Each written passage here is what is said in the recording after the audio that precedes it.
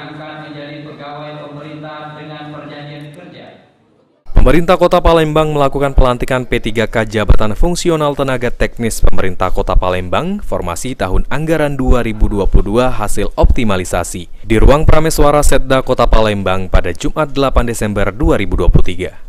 Dalam kesempatan tersebut, PJ Wali Kota Palembang Ratu Dewa mengatakan dalam kesempatan ini 54 orang P3K dilantik dari formasi guru dan tenaga teknis dari sejumlah organisasi perangkat daerah.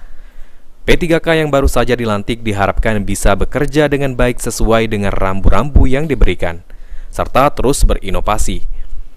Kedepan, Pemkot Palembang akan terus mengusulkan formasi P3K ke Kemenfan RB, khususnya untuk formasi guru dan petugas kesehatan, lantaran masih dibutuhkan banyak tenaga.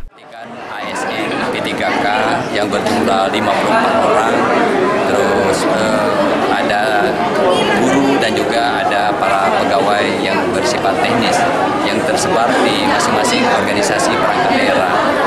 Harapan saya semoga mereka bekerja dengan baik, terus sesuai dengan rambu-rambu yang sudah diberikan.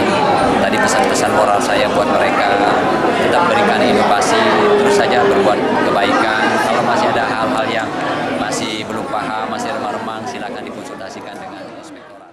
Sementara itu, Kepala Badan Kepegawaian dan Pemberdayaan Sumber Daya Manusia Kota Palembang, Riza Fahlepi, menyampaikan, dari 54 orang P3K yang dilantik, 3 orang adalah guru dan 51 orang tenaga teknis. Hingga Desember 2023 ini, di Palembang tenaga P3K yang sudah diangkat berjumlah 3.000 lebih.